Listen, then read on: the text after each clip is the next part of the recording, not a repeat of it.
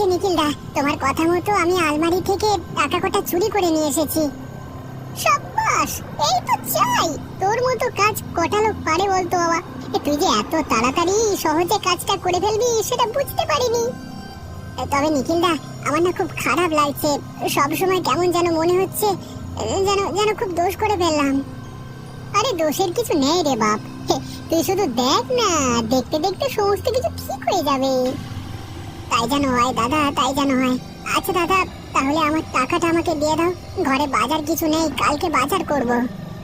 আরে টাকা তুই আজকে পাবি না, কালকে সকালে বরং আমাদের সাথে দেখা কর, কালকে সকালেই তোর টাকাটা দেবো। ঠিক আছে দাদা, তুমি যখন বলছো তাহলে কালকে সকালেই তোমার সাথে দেখা করছি।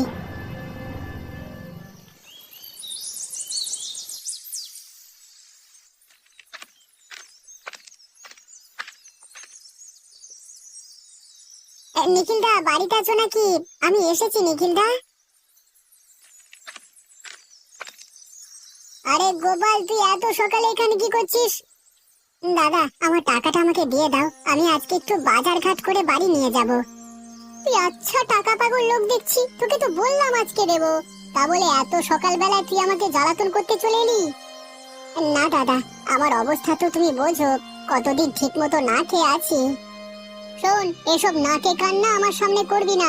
তোর যদি এত তাড়াতাড়ি থাকে তাহলে তুই অন্য কোথাও কাজ জোগাড় করে নে। নিখিল দাও, কথা বলো না। তুমি যদি আমাকে দিয়ে এসব খারাপ কাজ করাও তাহলে এমনিতেও তোমার কাজ আমি করব না, কিন্তু কালকে যে কাজ করেছি তার টাকাটা আমাকে দিয়ে দাও।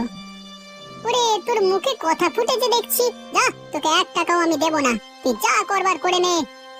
আমি জমিদার মশাইয়ের কাছে সবকিছু বলে দেব। তুই কি বলবি? যে তুই তার আলমারি থেকে টাকা চুরি করেছিস? তোমার মনে যে এত বদমাইশি সেটা আমি কিছুতেই বুঝতে পারিনি। এখন আমি বুঝতে পারছি রাতুলকে তোমরা কেন গ্রাম থেকে তাড়িয়েছো। যদি বাঁচতে চাস তাহলে এখান থেকে চলে যা, না হলে তোকে আমরা জমিদারের কাছে ফাঁসিয়ে এই গ্রাম ছাড়া করব, এই কথা বলে দিলাম।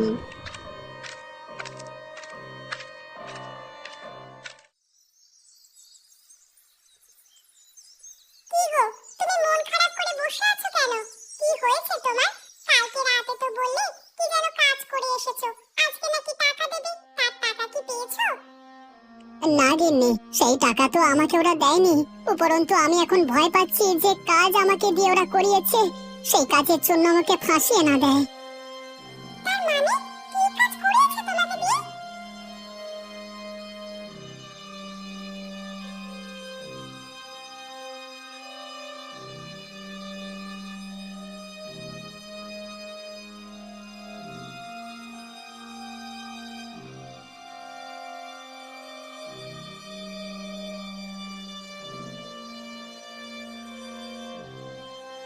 শিখিকো, এই তুমি কি কাজ করেছো?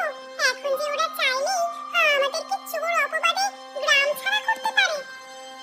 আমার এখন মনে হচ্ছে এই কাজটা না করলে ভালো হতো। এখন আমাদের কি হবে বলো তো গিন্নি? সুমি তো আমাদের বাড়িতে আসে, সুমিকে তুমি একবার বলবে? না, সুমিকে বলা ঠিক হবে না, কারণ সুমি যদি এখন হাঙ্গামা করে তাহলে হিতে বিপরীত হবে। আমাদের দলবদ্ধ হয়ে লড়তে হবে। ওই নিখিল এবং রতন যে কি চায় সেটা আমি এখন খুব ভালো করে বুঝতে পেরেছি। সুমিকে তুমি একবার বলে রেখো ওই দুটো লোকের থেকে সাবধানে থাকতে। সেটা বলবার দরকার নেই, সুমি খুব বুদ্ধিমতী মেয়ে, সে অনেক আগে থেকেই সতর্ক হয়ে গেছে। আমাদের সুখের দিন আর এলো না গো গিন্নি, এই বদমাইশ লোকেরা আমাদের জীবনকে ধ্বংস করে দিল।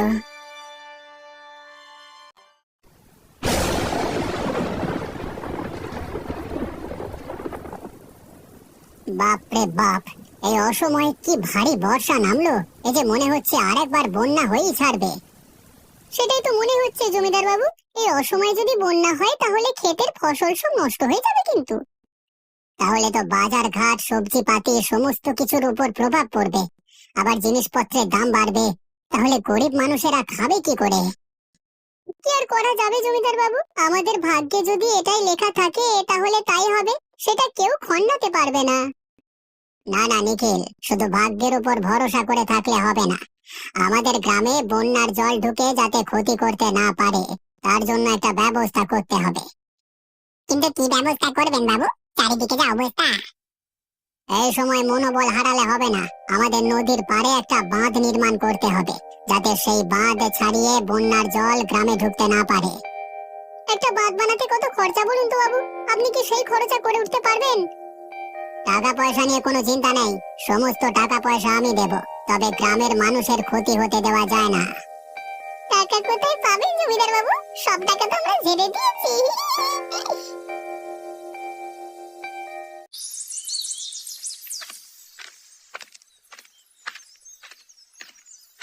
আরে গোপাল কাকা, তুমি এখানে কি করছো?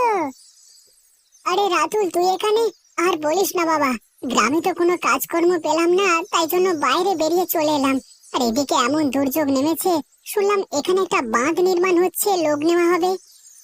হ্যাঁ হবে তো, আমার দায়িত্বেই তো এই বাঁধ নির্মাণ হচ্ছে। বলিস কি রাতুল, তুই সত্যি এত উন্নতি করে ফেলেছিস? তাহলে আর দেখছো কি গো কাকা, গ্রাম থেকে তাড়িয়ে দেওয়ার পর আমি অনেক কষ্ট করে কাজে ঢুকি, তারপর নিজেকে প্রমাণ করে আজকে এই জায়গায় এসে পৌঁছেছি। তা গ্রামের সবাই কেমন আছে? সুমি তো তোর জন্য সব সময় মন খারাপ করে বসে থাকে, আর গ্রামের কেউ ভালো নেই, এই দুর্যোগের ফলে আবার বন্যা আসতে পারে। সে কি, তাহলে তো আমাদের ওখানে একটা বাঁধ নির্মাণ করা দরকার। জমিদার বাবু কি বলেন? তিনি কি টাকা দিতে রাজি হচ্ছেন? জমিদার বাবু তো এসব কাজের জন্য প্রস্তুত, কিন্তু তার এই দুজন লোক আছে না, নিখিল আর রতন, ওরা দুজন সব সময় জমিদার বাবুর কাজে ব্যাগরা দেয়। আর জানো, ওরা দুজন না জমিদার বাবুর সব টাকা চুরি করে নিয়েছে। সে কি গো কাকা, তাই নাকি? হ্যাঁ রাতুল, বাঁধ নির্মাণের জন্য টাকা বার করতে গিয়ে দেখেন আলমারি থেকে টাকা উধাও। কিন্তু ওরা যে চুরি করেছে, কারণ ওরা আমাকে দিয়ে টাকাটা চুরি করিয়েছিল অনেকদিন আগে, তারপর আমাকে ভয় দেখিয়ে চুপ করিয়ে রাখে। সে কি কাকা, শেষকালে তুমি? আমি ইচ্ছে করে করিনি বাপ, ওরা আমাকে বলেছিল জমিদার বাবুকে একটু শিক্ষা দেওয়ার জন্য কাজটা করব, তারপর টাকাটা ফেরত দিয়ে দেব। কিন্তু ওদের মনে যে এমন পরিকল্পনা ছিল সেটা আমি জানতাম না। আর আমি এটাও শুনেছি জমিদার বাবু নাকি তোকে গ্রাম থেকে তাড়াননি। আচ্ছা, তার মানে আমি সবটা বুঝতে পেরেছি। চলো আজকে আমি গ্রামে ফিরবো, আমার গ্রামে বাঁধ নির্মাণ করতেই হবে।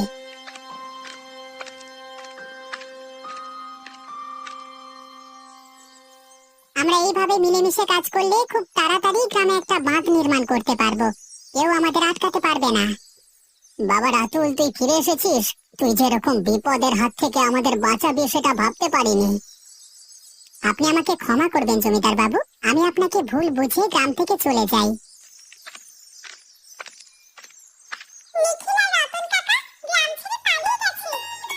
তার মানে ওরা দুজন এতদিন আমার কাছে থেকে আমারই ক্ষতি করছিল, আর সেটা আমি বুঝতে পারিনি। সুমি আপনাকে অনেকদিন আগেই বলেছিল আপনার একটু সাবধান হওয়া দরকার ছিল। সত্যি আমি ভুল করেছি।